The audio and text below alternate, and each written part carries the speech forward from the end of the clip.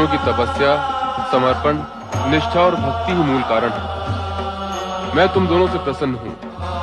मांगो, क्या वरदान मांगते हो? आपके दर्शन हो गए, अब मांगने को क्या शेष रह गया भगवान?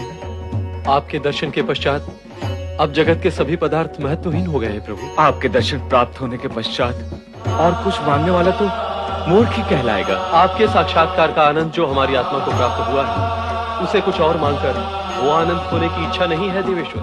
हमने आपके नाम का जाप वरदान मांगने की इच्छा से नहीं किया प्रभु।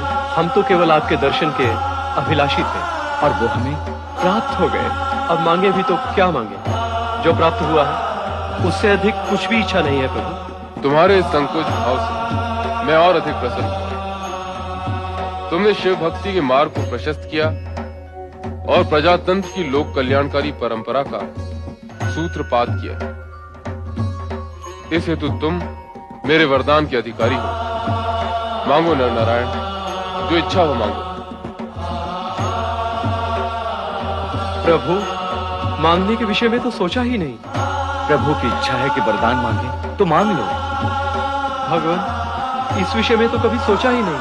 तुम्हारी संतुष्टि और निस्वार्थ भावना तुम्हारे आदर्श को आकार दे रही है नर नारायण। तुम दोनों ने जिस मानवीय आदर्श को प्रस्तुत किया है, वो आने वाले युग में भी आदर्श प्रस्तुत करेगा। अब जो भी अपनी कामना हो कहो, वो अवश्य पूर्ण की जाएगी। भगवान, हम आपसे आपको ही मानते हैं।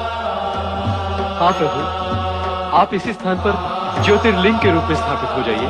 हिमालय पर आने वाले धर्म यात्रियों के उद्धार के लिए आप यहाँ सदा सदा के लिए ज्योतिर्लिंग के रूप में विराजें, तो धर्म यात्रियों को लाभ होगा। तथास्तु। लोकहित की भावना ने तुम दोनों को अमरता प्रदान कर दी। तुम मांगो अथवा न मांगो, किंतु तुम्हारे गुणों से प्रसन्न होकर मैं तुम्हें वरदान अवश्य दूंगा। जो कुछ आपने दिया वो पर्याप्त है प्रभु। हम भविष्यवाणी सुनाते हैं कि आप दोनों द्वापर युग में अर्जुन और कृष्ण के रूप में जन्म लोगे। नर अर्जुन के रूप में और नारायण विष्णु अवतार कृष्ण के रूप में।